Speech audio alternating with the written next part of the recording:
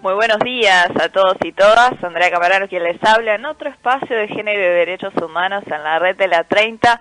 Seguimos desde casa durante esta emergencia sanitaria, veremos por cuánto tiempo más. Y hoy, en este caso, vamos a hablar también sobre algunas características en tiempos de coronavirus y no.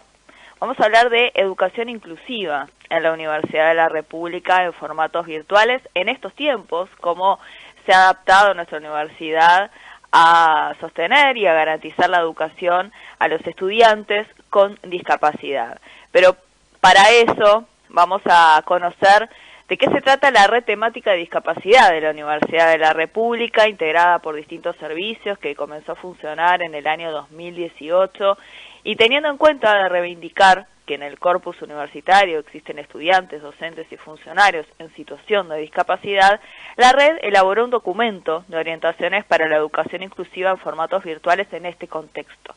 Por eso queremos conocer un poco más sobre el trabajo de la red TEDIS junto a María Noel Míguez, su coordinadora. Buenos días, María Noel. Buenos días, Andrea. ¿Cómo andás? Muchas gracias por la invitación. En primer lugar, la red temática de discapacidad fue creada en 2008, en realidad fines del 2007. Sí, en diciembre de 2007 comenzó a funcionar en 2008. Exactamente, gracias a toda una movida que se hizo en principios de Facultad de Psicología de la mano de María José Bañato, que fue la primera coordinadora de la red.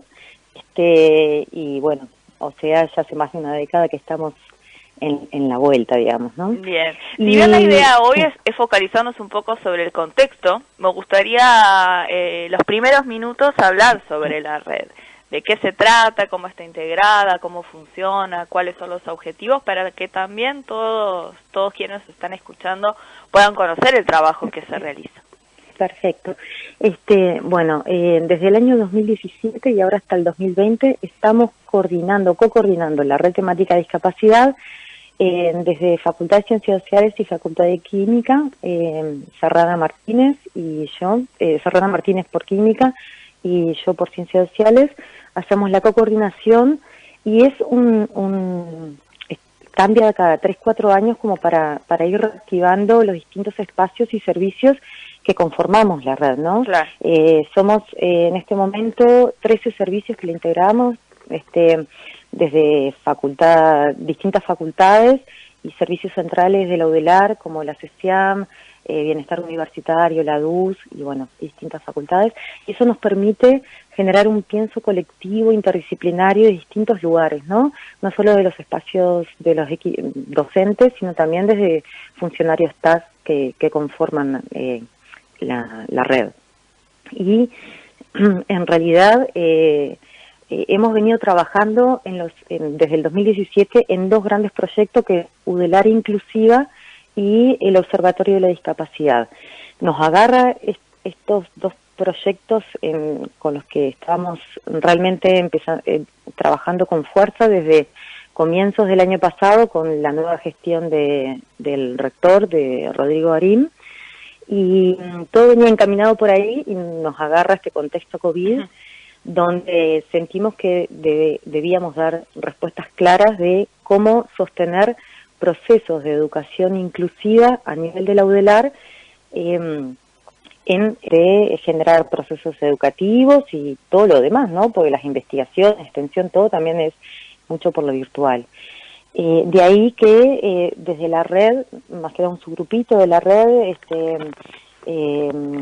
pero bueno, avalado por todos, generaron, todo avalado por todos, estas orientaciones para la accesibilidad de materiales educativos digitales en un proceso y de vuelta con rectorado, ¿no? O sea, eso es bien importante dejarlo en claro, porque la cabeza desde el rectorado se está realmente dando espacio a contemplar la pluriversalidad de sujetos en sus diversas formas de ser y estar, y de estudiar en este caso en la UDELAR.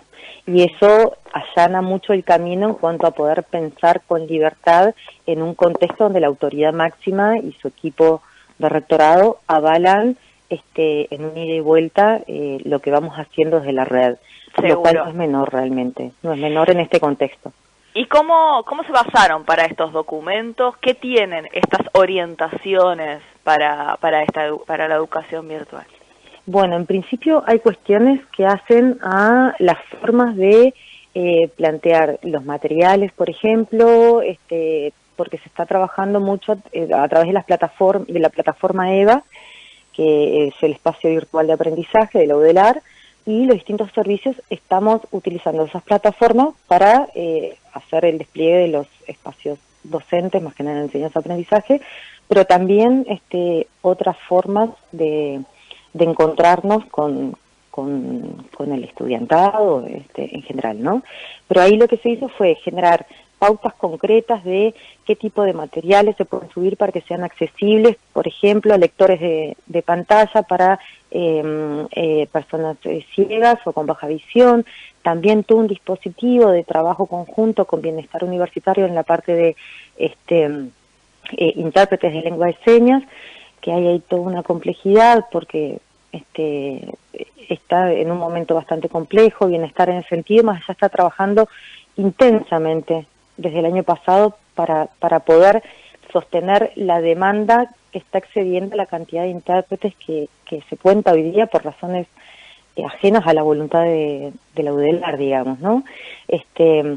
Y bueno, dar en esas plataformas de enseñanza-aprendizaje, cómo ubicar, por ejemplo, en el Zoom, que a través de las clases de Zoom, que después se retoman por EVA, cómo generar la imagen de la o el intérprete de lengua de señas, o sea, ir dando, lo que se hizo fue generar un documento con distintos tips para hacer realmente un proceso de educación inclusiva en este contexto que nos agarró a todos los docentes fundamentalmente bueno, y ahora que se hace, claro, se reactiva el proceso de enseñanza-aprendizaje en formato virtual cuando siempre fue presencial, o por lo general era presencial, y bueno, cómo contemplar la diversidad del estudiantado, ¿no? Ese fue, por ese lado fueron las orientaciones, y te vuelvo a decir, porque no es menor, que fue solicitado por el equipo rectorado, se armó desde la red, se avaló desde el rectorado y de ahí se elevó a los distintos consejos y autoridades de todos los servicios de la UDELAR. En estas recomendaciones, por ejemplo, para las personas ciegas o con baja visión, están hablando de la accesibilidad de las imágenes, de los tipos de letra, de los lectores de pantalla, y para las personas con discapacidad auditiva, están hablando de lengua de señas. Por ahí más o menos serían las recomendaciones más puntuales. Las más potentes y puntuales, que cambiando esas cuestiones, que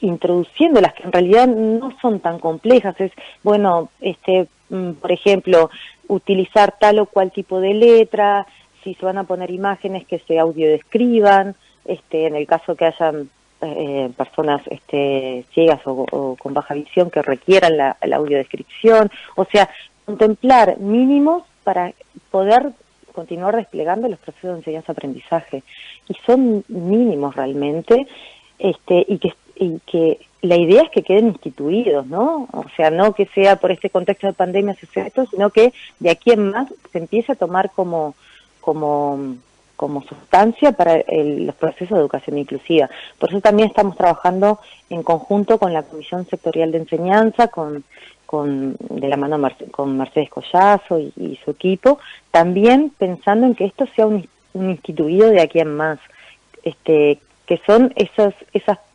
pequeñas cuestiones que se están haciendo encaminando hacia un proceso de UDELAR inclusiva, que fue lo que empezamos a desplegar concretamente junto con el equipo de rectorado desde abril del año pasado. ¿Y las plataformas que se utilizan, el EVA o algunas plataformas de comunicación como las que estamos usando, por ejemplo, el Zoom y demás, son accesibles? Bueno, tienen cuestiones, ¿no?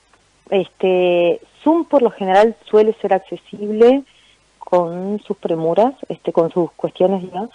Y EVA también, o sea, están ahí en el borde ambas, como la mayoría de las plataformas, ¿no? Por eso te decía, esto es un mínimo de cuestiones en estas plataformas, claro, y en estas condiciones dadas, Esto es un mínimo para sostener procesos de educación inclusiva a nivel de la UDELAR.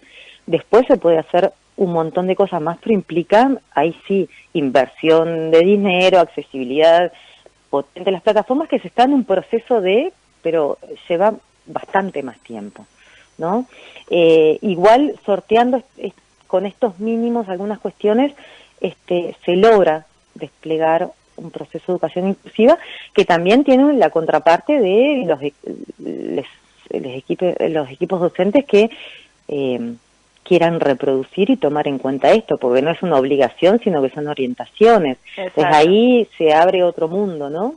Que es un trabajo en este caso te iba a consultar cómo están trabajando con los docentes, en la coordinación con los docentes para atender a los estudiantes, en la adaptación de los cursos, porque para que realmente sea los cursos inclusivos tienen que ser los propios docentes que trabajen con los estudiantes y que se readapten y reestructuren la información de los cursos.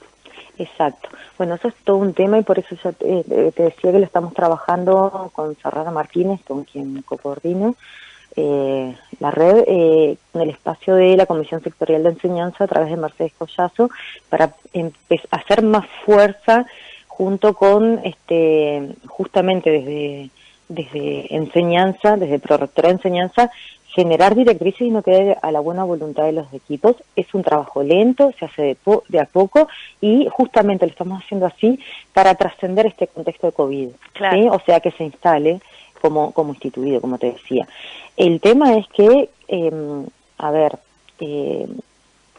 es un trabajo de sensibilización constante que vamos a tener que hacer con equipos docentes de los distintos servicios, porque bueno, no es fácil, más cuando no se tiene conocimiento de la temática o no se aborda o sea, no es parte de lo que se trabaja o desde donde se trabaja en espacios docentes. Entonces, requiere muchos procesos de sensibilización, mucha coordinación en el trabajo, y por eso a través del Prorrectorado de Extensión lo que vamos a tener es contacto con las unidades de las UAE, digamos, ¿no? Las unidades de atención a la al estudiantado, o bueno, se llaman de distintas maneras los distintos servicios, pero esos son los espacios donde a nivel de los distintos servicios se centralizan los dispositivos de enseñanza-aprendizaje. Entonces, que desde ahí se generen dispositivos que en cada servicio puedan desplegarse, orientados desde lo central, digamos, pero desplegarse capilarmente en los distintos servicios.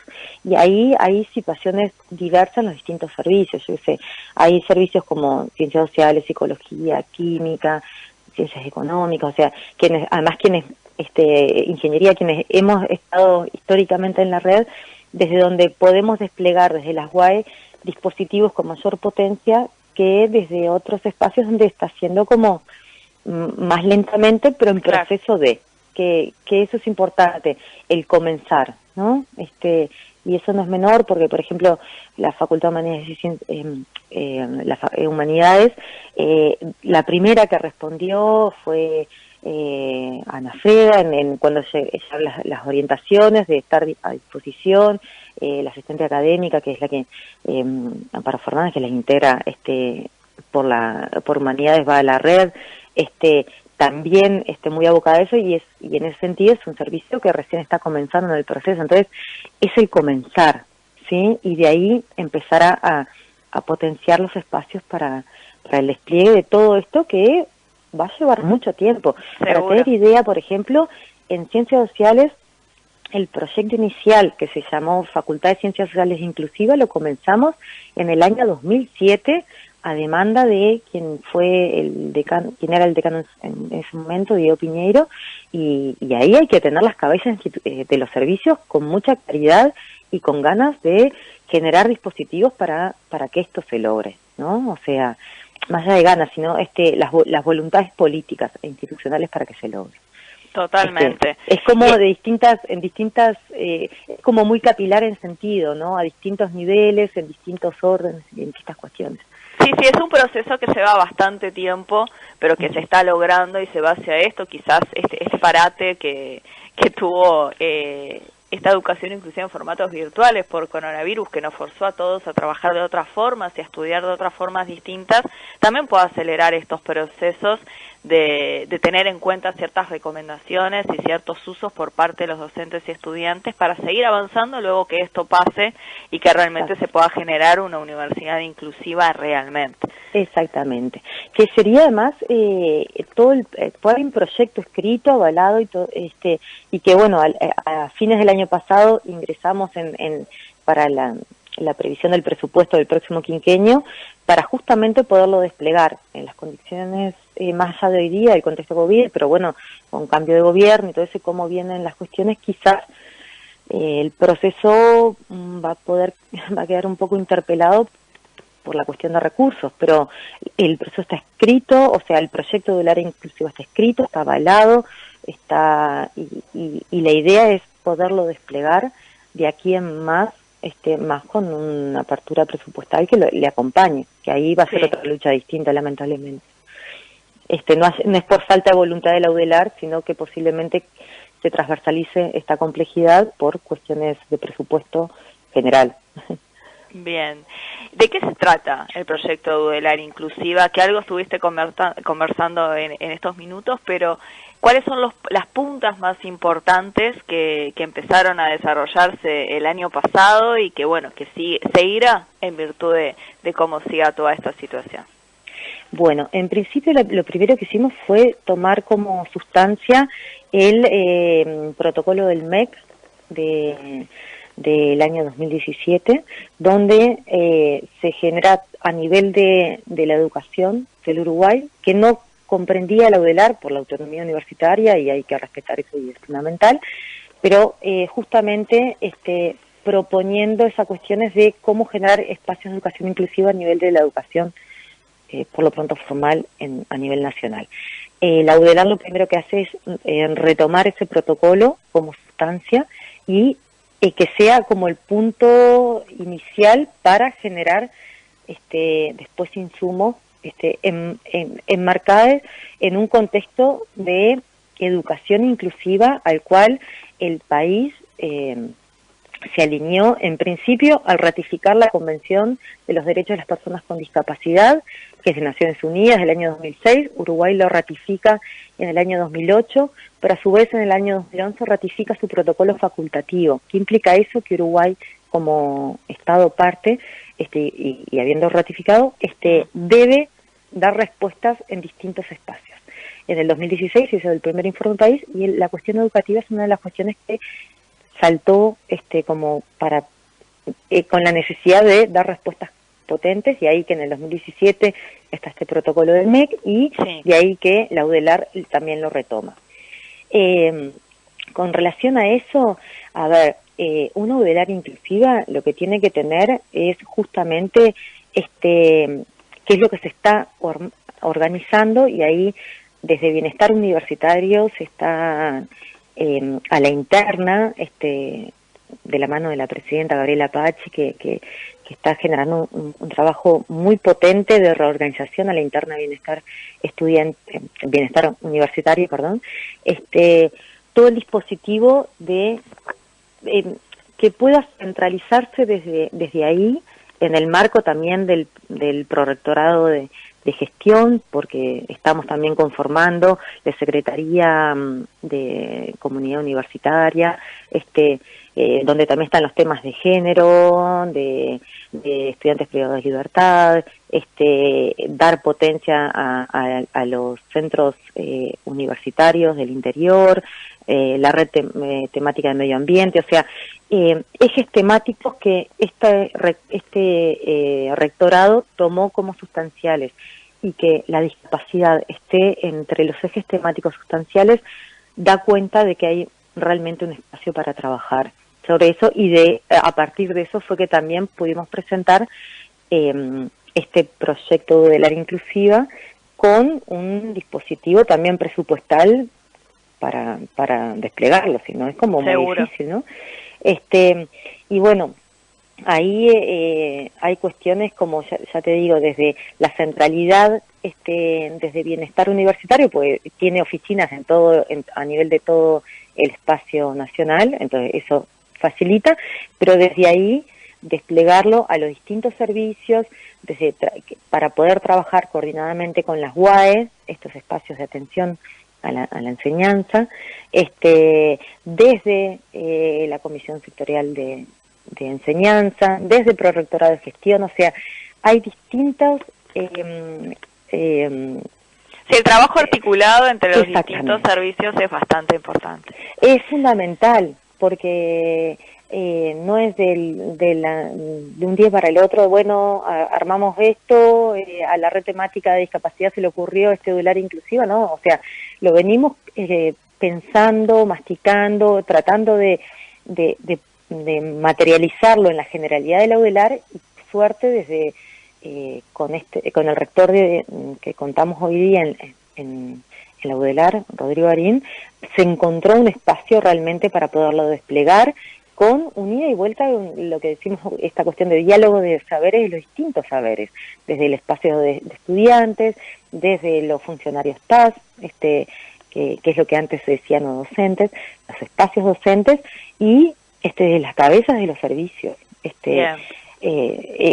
todo un dispositivo que va para distintos lados, y ahí también nos topamos, por ejemplo, con cuestiones, con trabas esa que te decía de la dificultad que está teniendo hoy día con bienestar universitario en toda la parte del servicio de interpretación de lengua de señas, donde el número de intérpretes no está alcanzando por cuestiones que, bueno, se está pidiendo, por suerte cada vez, se está demandando cada vez más el rol de intérpretes para esta cuestión de hacer una sociedad inclusiva a sujetos plurales, y es genial que esté pasando, pero bueno, en lo concreto la UDELAR está pasando que están mermando los intérpretes, está complejo el poder desplegar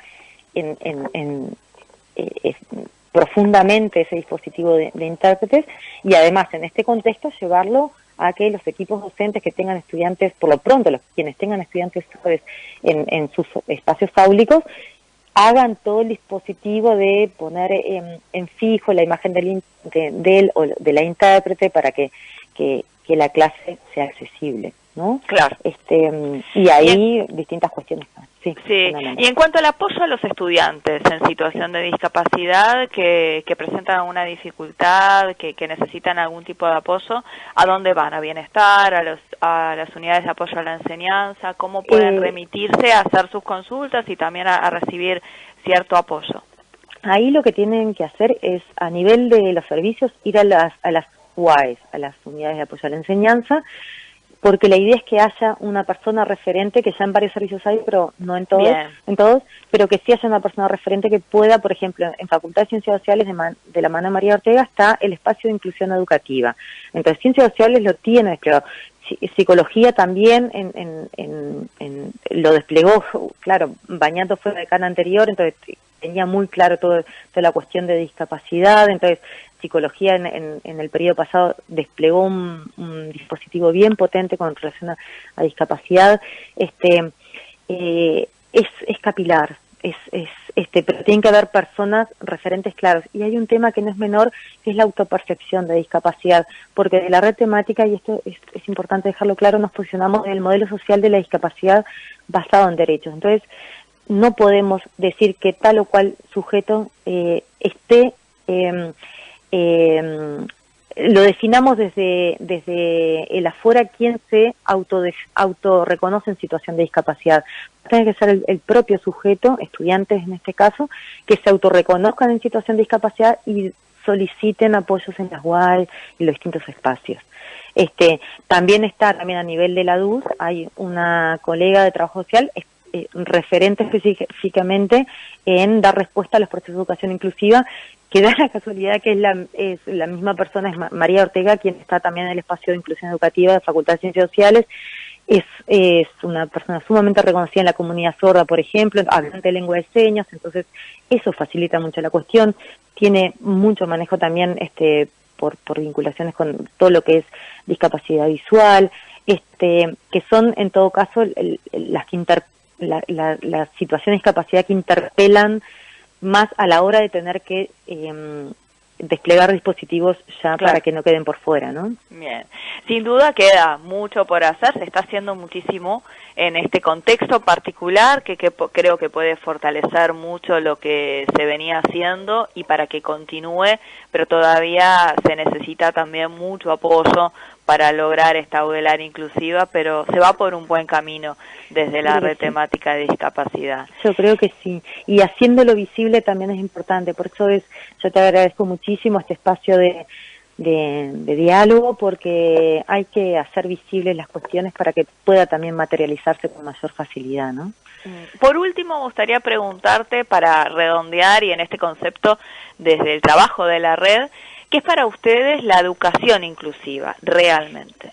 Ahí va. Ahí está bueno también diferenciar lo que es educación inclusiva de lo que sería inclusión educativa. La educación inclusiva es que las instituciones, los espacios educativos a nivel organizacional generan procesos donde la accesibilidad, se reducen las barreras al mínimo para que los procesos de educación inclusiva sean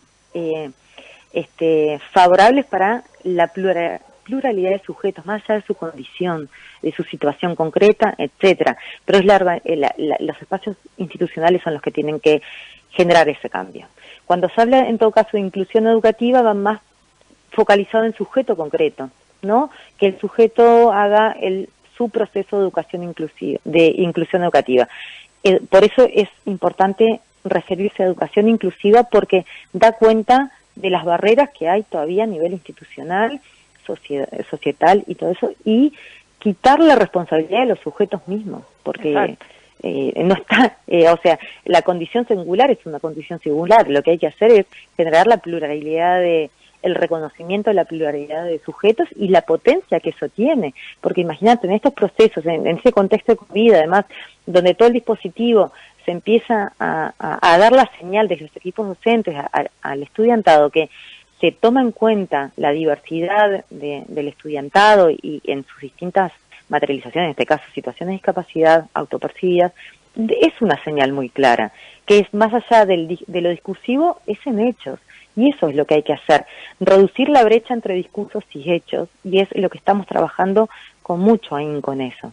Bien, con eso nos quedamos y seguramente sigamos conversando en este espacio sobre este tema y que sea la primera de varias instancias para seguir intercambiando sobre el trabajo que se está realizando particularmente en la universidad en este caso, pero para seguir promoviendo y garantizando la educación inclusiva a todas las personas y en este caso los estudiantes universitarios en situación de discapacidad. Muchísimas gracias, María Noel Míguez, por estos minutos. Muchas gracias, Andrea, por la invitación. Un gusto enorme haber estado con ustedes. Abrazo. Conversábamos con María Noel Míguez, la coordinadora de la Red Temática de Discapacidad de la Universidad de la República, sobre el trabajo que está realizando la red para garantizar el acceso a la educación a los estudiantes universitarios en situación de discapacidad. Yo me despido hasta el próximo miércoles 8:30 con otro espacio de género y derechos humanos y les dejo un abrazo a todos y todas del otro lado y a todos los compañeros también. Chao.